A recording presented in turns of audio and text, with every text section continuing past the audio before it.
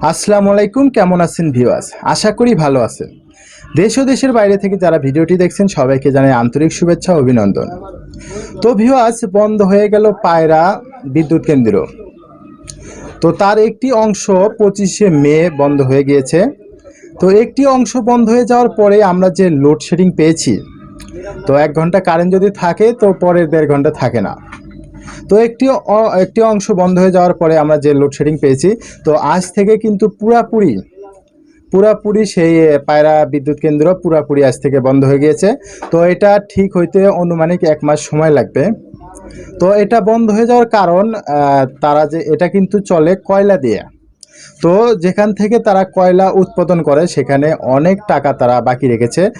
তাই তারা কয়লা দিতেছে না, এই জন্য তারা এই বিদ্যুৎ কেন্দ্রটি বন্ধ করে দিয়েছে। তো ভিউয়ার্স, আমরা বুঝি না, আমরা কিন্তু কোনো সময় কখনো আমরা বিদ্যুৎ বিল বাকি রাখি না। আমরা প্রতি মাসে আমরা দিয়ে দিই। তো 1 মাস যদি আমরা বিদ্যুৎ বিল বাকি রাখি, তো দেখা যায় যে পরের মাসে এসে তারা লাইনটা কেটে দিয়ে যায়। তো আমরা তো নিয়মিতভাবে আমরা বিদ্যুৎ বিল দিতেছি, তারপরে দেখা যায় গ্যাসের দাম বাড়তেছে, তেলের দাম বাড়তেছে, চিনির দাম বাড়তেছে।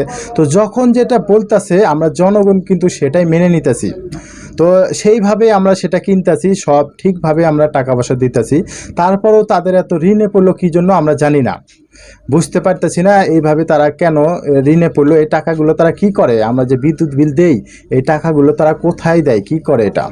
পায়রা বিদ্যুৎ কেন্দ্র থেকে 2টি ইউনিট ছিল, 2টি ইউনিট থেকে প্রতিদিন 1320 মেগাওয়াট সেখান থেকে তৈরি হইতো। তো 25শে মে একটা বন্ধ হয়ে গিয়েছে। তো আজ সোমবার 12টা 30 মিনিটে আরেকটা ইউনিট চালু ছিল, তো সেটাও বন্ধ হয়ে গিয়েছে।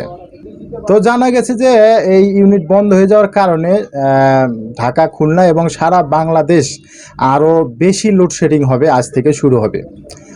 তো আমরা ইতিমধ্যে যে লোডশেডিং পেয়েছি, কারেন্ট থাকে না। তো আজ থেকে আপনারা দেখবেন লোডশেডিং কাকে বলা হয়। তো ভিউয়ার্স, আগেকার দিনের কথা বাদ দেন, আগেকার মানুষ যারা ছিল তারা কিন্তু কারেন্ট ছাড়াই থাকতে পারতো, তাদের একটা অভ্যাসে পরিণত হয়েছিল। আর আগেকার আবহাওয়া ছিল অন্যরকম।